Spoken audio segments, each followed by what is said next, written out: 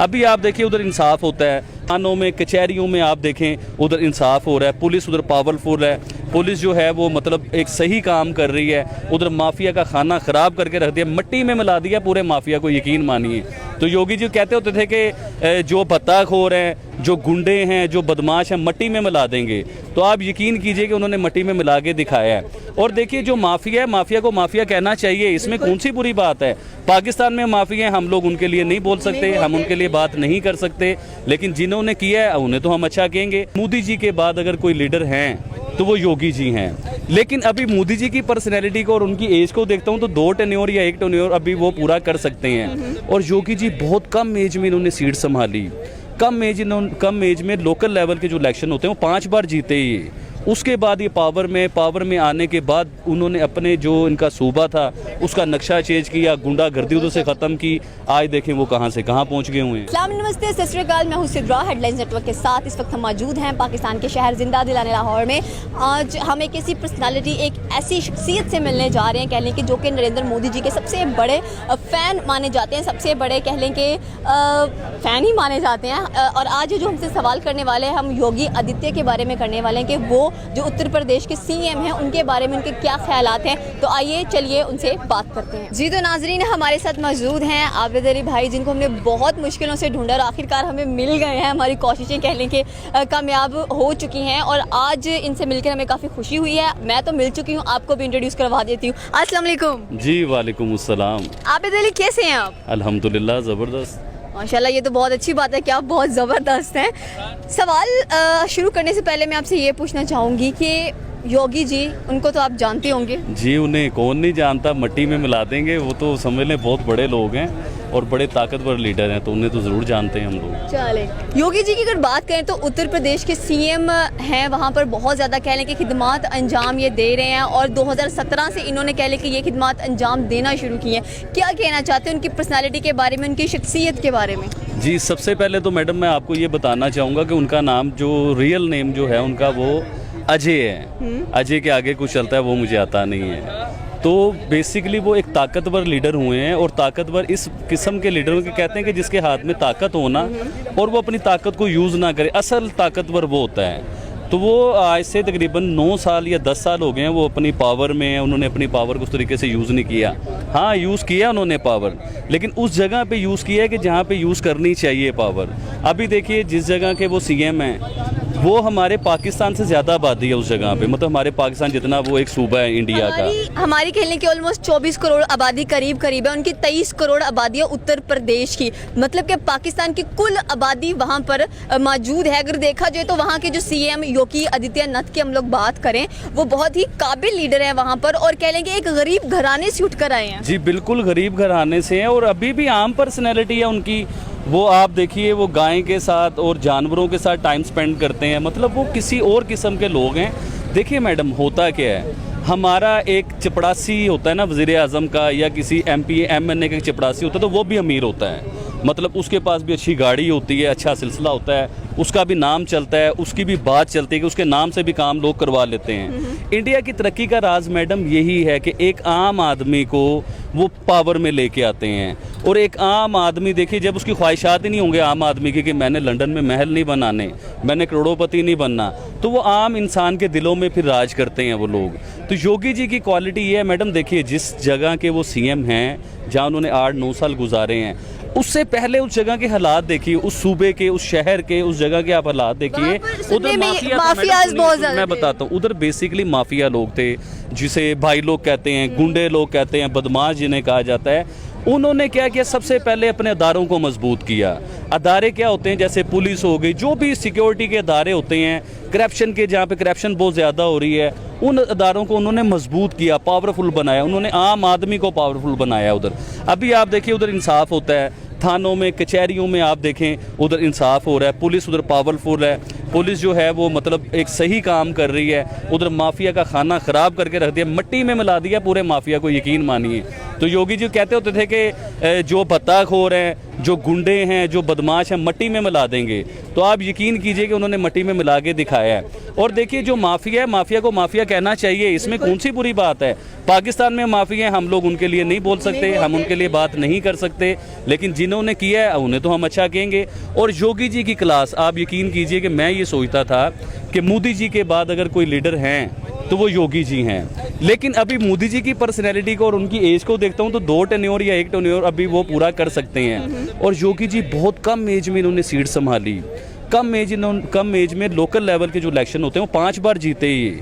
उसके बाद ये पावर में आने के बाद उन्होंने अपने जो इनका सूबा था उसका नक्शा चेंज किया, गुंडागर्दी उधर से ख़त्म की। आज देखें वो कहाँ से कहाँ पहुँच गए हुए हैं। ये बात तो आपकी बिल्कुल सही है कि वहाँ के जो माफियाज थे उनको इन्होंने मिनटों में ख़त्म किया और ये बताया कि भाई करप्शन किए बगैर भी आप काम कर सकते हैं। आपको पता है उत्तर प्रदेश में जैसे कि मैंने बताया कि 23 करोड़ की आबादी है वहाँ पर, और पाकिस्तान का जो GDP आप खुद देख लें वो जम्मू एंड कश्मीर के इक्वल चला जाता है। 15 बिलियन कह लें कि जो वो इस्तेमाल करते हैं, उनका जो डेली का बजट होता है वो हमारे पाकिस्तान का बन रहा होता है। तो पाकिस्तान एक छोटी सी स्टेट उसके सामने लग रही होती है हम लोगों को। अगर हम योगी जी की बात करें तो योगी जी कह लें कि एक मंक भी है, साधु भी हैं, एक संत आदमी है। उन्होंने बताया कि स्पिरिचुअलिटी में रह के भी ऐसे काम किए जा सकते हैं। आपको पता है हम कहते हैं पाकिस्तान एक ज़राई मुल्क है, और आज आपको पता है कि सबसे ज्यादा ज़राअत कहाँ पर हो रही है? उत्तर प्रदेश के अंदर। जी बिल्कुल, नंबर 1 पे आ रहे हैं जी वो। उनके उत्तर प्रदेश का मैं अभी कल देख रहा था रिसेंटली, तो उसके अंदर हर चीज़ में उनकी कपास नंबर 1 पे आ रही है, उनके फल नंबर 1 पे आ रहे हैं, उनके टमाटर, आलू, प्याज, ये चीज़ें नंबर 1। पूरे इंडिया में IT ग्रो कर रहा है उनके शहर से। मतलब हर कोई पढ़ा लिखा बड़ा लेवल का लोग उधर से ही निकल रहे हैं। तो योगी जी ने, देखिए ना, मेरी बात को आप समझ नहीं पाए, मैं जो कहना चाह रहा हूँ कि जो एक इंसान जी ही लोगों के लिए रहा है, उसके अपनी कुछ है ही नहीं। एक आम सा आपने देखा होगा ऑरेंज कलर का ड्रेस पहना होता है, भगवा पहना होता है, और उनका जो स्पिरिचुअल कलर है। जी हाँ, अब मेरे ख्याल से वो 2-4-5 हज़ार रुपये से ज़्यादा ड्रेस नहीं है। मैं आपको ये बताना चाह रहा हूँ कि हमारे कोई MP MNA का जो कुत्ता है ना, यकीन करें, जो सेक्रेटरी है, वो लाखों रुपए के ड्रेस पहनता है, 20-20 हज़ार रुपये वाला जूता पहनता है। प्रोटोकॉल के लिए पूरी कह लें कि सड़क ब्लॉक कर दी जाती है। तो मैं अभी आ ही नहीं रहा हूँ, प्रोटोकॉल वाली साइड पे नहीं आ रहा, अभी तो मैं छोटे लेवल पे आ रहा हूँ। छोटे लेवल पे बता रहे हैं कि उसमें इतना खर्चा कर दिया जाता है, और वहाँ पे वो सिंपल, आपने कहा 8-6 हज़ार के सूट से कम होगा वो पहनते हैं। वो बताते हैं कि भाई सिंपलिसिटी क्या होती है, मुल्क को चलाना क्या होता है, आवाम के लिए काम करना क्या होता है। एक और चीज़ मैंने उनकी बड़ी नोट कर रहा था, उनका मैं एक बयान सुन रहा था मैडम, उसके बीच में उन्होंने पता क्या कहा, उन्होंने कहा यार देखो बात सुनो, मैं भी योगी हूँ, मैं भी एक मतलब सिलसिला है मेरा मज़हब के साथ। तो उन्होंने एक चीज़ बताई, उन्होंने कहा यार देखो, जहाँ मुल्क की बात आ जाती है ना, तो मज़हब को, अपने दीन ईमान को घर छोड़ के फिर आपने आना है, फिर आपने मुल्क की बात करनी है, फैसले। जब आप अपने मज़हब को बीच में ले आएंगे, देखिए उन्होंने कहा था कोई हिंदू, मुस्लिम, क्रिश्चियन, ईसाई, मेरे लिए कोई क्रिश्चियन कुछ नहीं है। मेरे लिए मुल्क है, मेरे लिए ईमानदारी है, मेरे लिए हक है। तो वो हक की बात कर रहे हैं। यकीन करें योगी जी और मोदी जी, मुझे तो दोनों सेम लगते हैं, कोई फ़र्क ही नज़र नहीं आता इनके बीच में। आखिर भारतीय जनता पार्टी है, उनकी जनता के लिए काम करते हैं, वो नज़र भी आ रहा होता है। मोदी जी चाय वाले उनको हम कहते हैं, यहाँ पर लोग भी उनको मुखातिब करते हैं, चाय बेचने वाला, चाय बेचने वाला। और चीज़ मेरे जहन में आई, मैं भूल जाऊँगा। मैं पाकिस्तान में बड़ा मशहूर था ये, बड़ा हम लोग सुनते थे कि योगी जी जो हैं उनकी सिस्टर एक मंदिर में जो है फूल बेचती हैं। नहीं, ऐसा कुछ नहीं है, ऐसा कुछ नहीं है। मैंने रिसर्च किया है इसके ऊपर।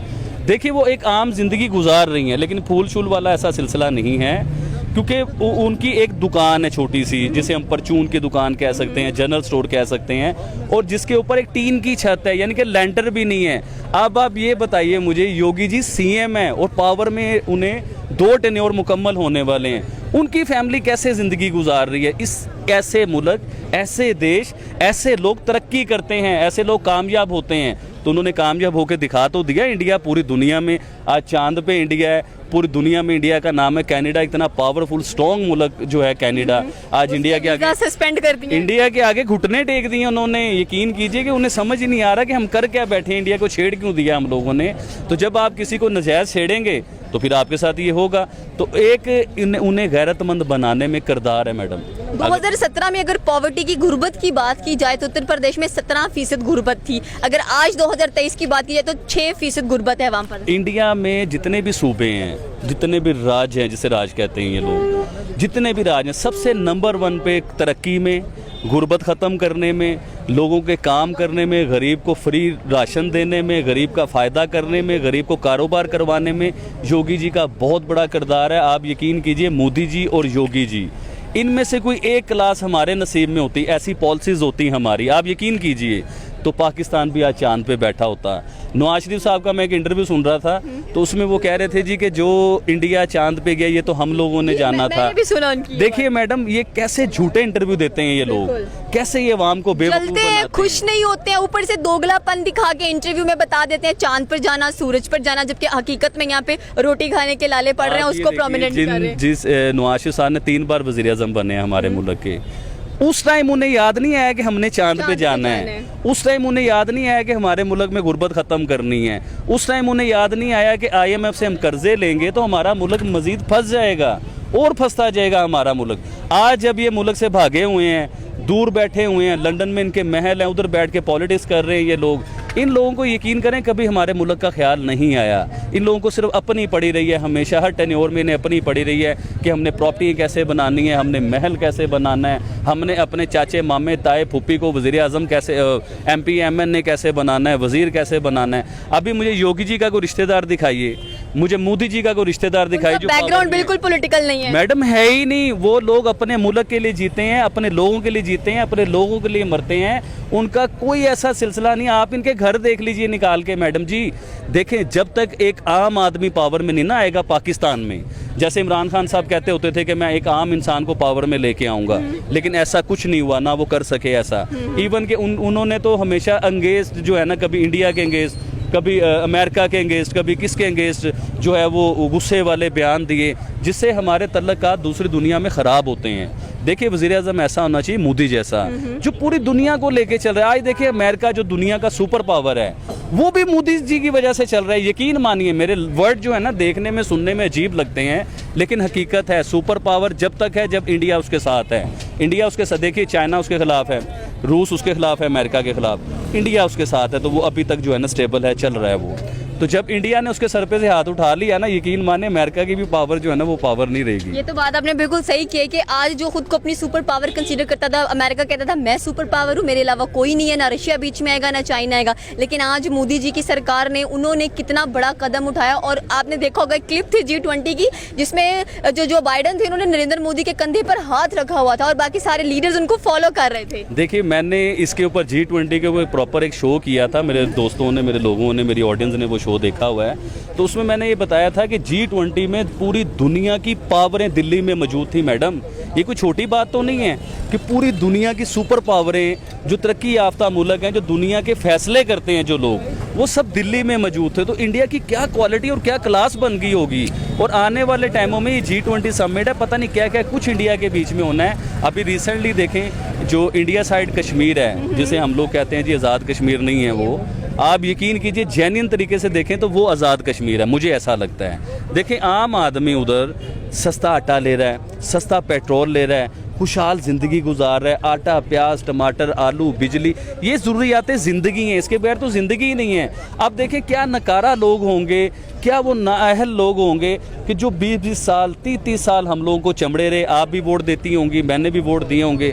जो हमारी मेन ज़रूरियात पूरी नहीं कर सके लोग, वो हमारे मुल्क को तरक्की कैसे दे सकते हैं। और हम फिर उन्हें आजमाना चाह रहे हैं, हम फिर उन्हें वोट देना चाह रहे हैं। तो ऐसा इस बार नहीं होगा। इस बार पढ़े लिखे लोग बीच में आ रहे हैं, पढ़े लिखे लोग जो इस मुल्क की तकदीर चेंज करेंगे। इंशाल्लाह आप देखिएगा, अब पाकिस्तान के नसीब चेंज होने वाले हैं।